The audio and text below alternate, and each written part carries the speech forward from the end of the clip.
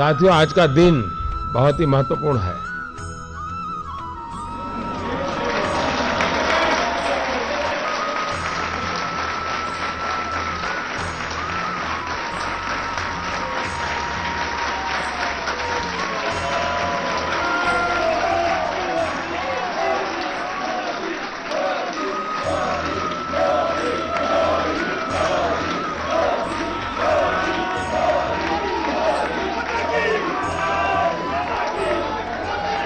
हरे कृष्णा, हरे कृष्णा।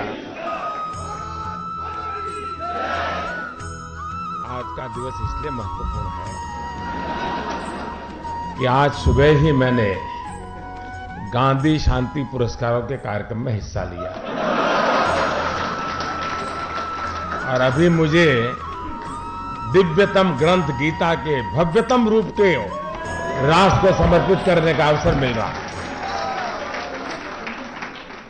यह अवसर मेरे लिए और भी खास है क्योंकि मैं उस जगह खड़ा हूं जहां करीब 2 दशक पहले अटल बिहारी वाजपेयी जी ने इस मंदिर परिषद का शिलान्यास किया। साथियों, दुनिया की ये भव्यतम श्रीमद् भगवद गीता 3 मीटर लंबी और 800 किलो की है।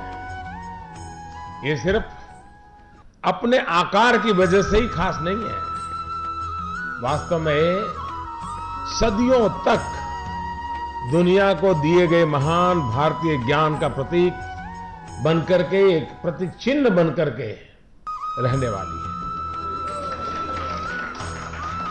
इस गीता को बनाने में इस्कॉन से जुड़े आप सभी ने अपना पूरा सामर्थ्य और रचनात्मकता लगाई है। ये गीता भगवान श्री कृष्ण और स्वामी प्रभुपाद के श्रद्धालुओं की भक्ति और समर्पण का प्रतीक है। इस सराहनीय प्रयास के लिए आप सभी बधाई के पात्र हैं। साथियों, भगवत गीता को सामान्य से सामान्य मानवी तक पहुंचाने के अनेक प्रयास अब तक हो चुके हैं। सबसे छोटी गीता से लेकर सबसे बड़ी गीता तक इस दिव्य ज्ञान को सरल और सुलभ कराने के लिए निरंतर कोशिश हुई है। देश विदेश की अनेक भाषाओं में भगवत गीता का अनुवाद हो चुका है। साथियों, लोकमान्य बाल गंगाधर तिलक जी ने तो जेल में रह करके गीता रहस्य लिखा है। इसमें लोकमान्य तिलक ने भगवान श्री कृष्ण के निष्काम कर्मयोग की बहुत ही सरल व्याख्या की है। उन्होंने लिखा है कि गीता के संदेश का प्रभाव केवल दार्शनिक या विद्वानों की चर्चा तक सीमित नहीं है, बल्कि आचार विचार के क्षेत्र में भी वो सदैव जीता जागता प्रतीत होता है। लोकमान्य तिलक ने मराठी में गीता के ज्ञान को सामान्य मानवी तक पहुंचाया और गुजराती में भी इसका अनुवाद कराया। इसी गुजराती अनुवाद को राष्ट्रपिता महात्मा गांधी ने जेल में पढ़ा और इससे गांधी जी को भगवद गीता अकॉर्डिंग टू गांधी को लिखने में बहुत अधिक मदद मिली।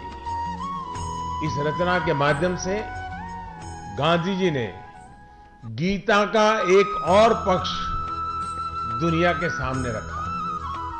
गांधी जी की ये पुस्तक मैंने अमेरिका के पूर्व राष्ट्रपति श्रीमान बराक ओबामा जी को भी उपहार के रूप में दी थी। साथियों, श्रीमद् भगवद गीता भारत का दुनिया को सबसे प्रेरक उपहार है।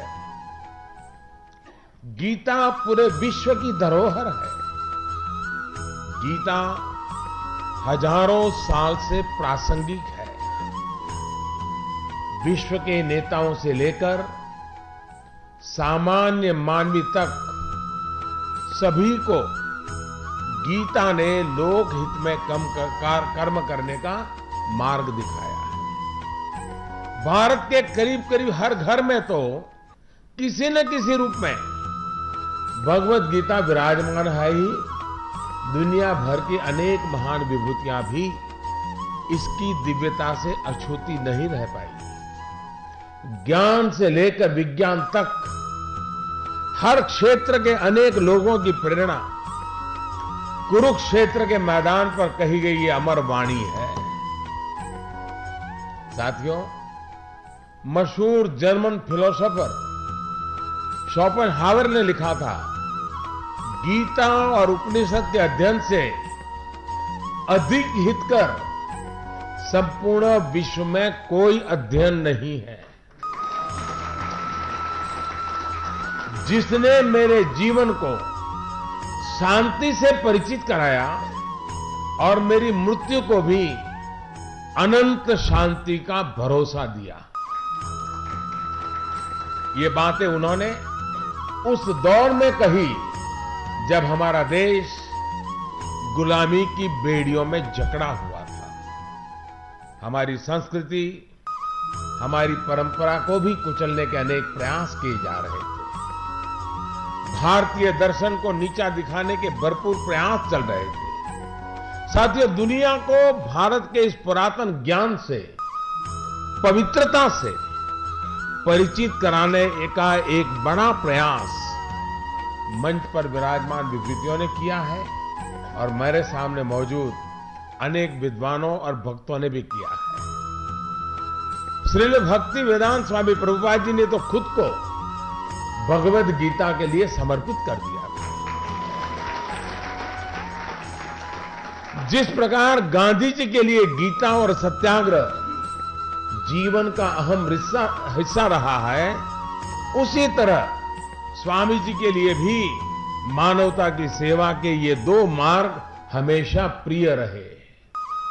यही कारण है कि उन्होंने पहले गांधी जी के नेतृत्व में भारत छोड़ो आंदोलन में हिस्सा भी लिया था और देश के आजाद होने के बाद वो मानव मुक्ति की अलग जगाने दुनिया के भ्रमण पर निकल गए। अपनी मजबूत इच्छा शक्ति से हर प्रकार की चुनौतियों का सामना करते हुए उन्होंने इस्कॉन जैसा एक अभियान छेड़ा जो आज भगवान श्री कृष्ण के दिखाए मार्ग से दुनिया को परिचित कराने में जुटा हुआ है। साथियों, गीता धर्म ग्रंथ तो है, पर ये जीवन ग्रंथ भी है। हम किसी भी देश के हो, किसी भी पंथ के मानने वाले हो, पर हर दिन समस्याएं घेरती रहती हैं। हम जब भी वीर अर्जुन की तरह अनिर्णय के दोहराए पर खड़े होते हैं, तो श्रीमद् भगवद गीता हमें सेवा और समर्पण के रास्ते, इन समस्याओं के हल दिखाती है। अगर आप एक विद्यार्थी हैं और अनिर्णय की स्थिति में है, आप किसी देश के राष्ट्राध्यक्ष हैं या फिर मोक्ष की कामना रखने वाले आप योगी हैं, आपको अपने हर प्रश्न का उत्तर श्रीमद् भगवद गीता में मिल जाएगा।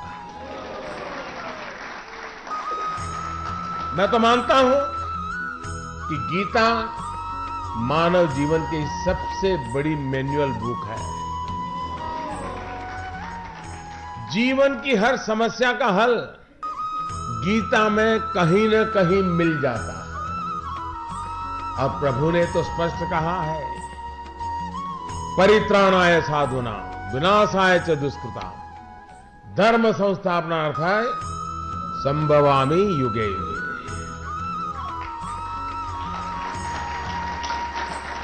मतलब दुष्टों से, मानवता के दुश्मनों से धरती को बचाने के लिए प्रभु की शक्ति हमारे साथ हमेशा रहती है।